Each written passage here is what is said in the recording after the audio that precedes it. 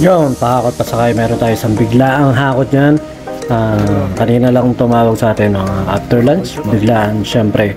Available naman tayo at saka isang tagabuhat lang yung kailangan nila dahil konting-konti lang talaga yan. Ilang pirasong mga Durabox at saka isang sopa na napakabigat pero solid naman. Win-win lang din. Malapit lang din naman yung pinaglipatan namin dyan. Kinuha namin sa Concepcion, dinala namin sa Poblacion Bustos.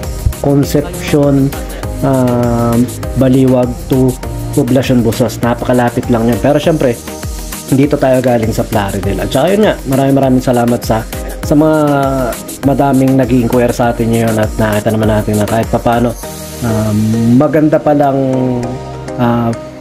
pwedeng extra income to. Tsaka nga, ayun lang halos ang sinakay namin at sa Baliwag na kami ng tower. Hindi namin napakita yung tower dyan. Isang biyaheng mabilis lang yan. At sabi ko nga rin sa kasama ko na si Bongbong, napakabilis lang talaga yan. Meron na hirapan na kami ng konti dahil nga meron din second floor yung pag-aakyatan namin. Pero ilang piraso lang kaya hindi kami masyado nahirapan. Pero yun nga, sa mabilis na biyahe lang at medyo gabi na nga din dahil mas prepared nila sir na gabi magpakot, pero kami talaga mas gusto namin hapon o pahapon para kahit pa paano hindi ginagabi kasi 7 parang natapos kami mga 9 yan, natapos na kami ng 9 dahil nga bumiyahe tsaka hanggang pauwi na namin. At ito medyo nahirapan kami ng konti dyan dahil nga makipot, pero ilang piraso nga lang pero kaya okay lang din. At saka yun nga, maraming salamat talaga sa mga tropa natin na nagtatag sa atin at nagre-refer sa atin sa mga pahakot na mga tropa.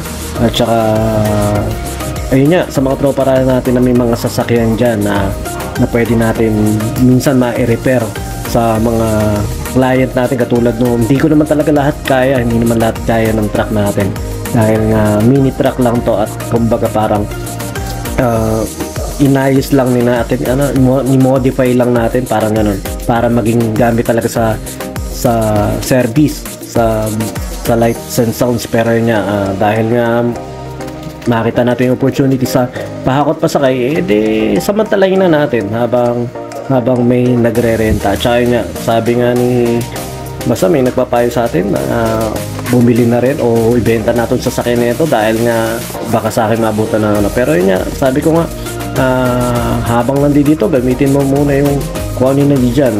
Kasi may stress ka kasi para hindi ko naman kailangan i-push dahil itong pahakot pasakay natin parang ano lang natin to, natawag doon sideline lang natin. Kaya kumbaga hindi natin kaya i-push yung sarili natin na bumili ng bagong sasakyan para lang masabi na ganda ng panghakot mo, ganda ng ganito. Hindi, kumbaga sideline lang natin to. Tsaka nga, basta maraming salamat sa mga nagiging client natin yan at sa mga nagre-repair nga sa amin. At saka syempre maraming salamat kay Bongbong. Makikita nyo mamaya si Bongbong, mas mayaman pa sa akin yan dahil yan nakakwintas na gold, naknantowa, mga solid na mga kabataan yan talaga.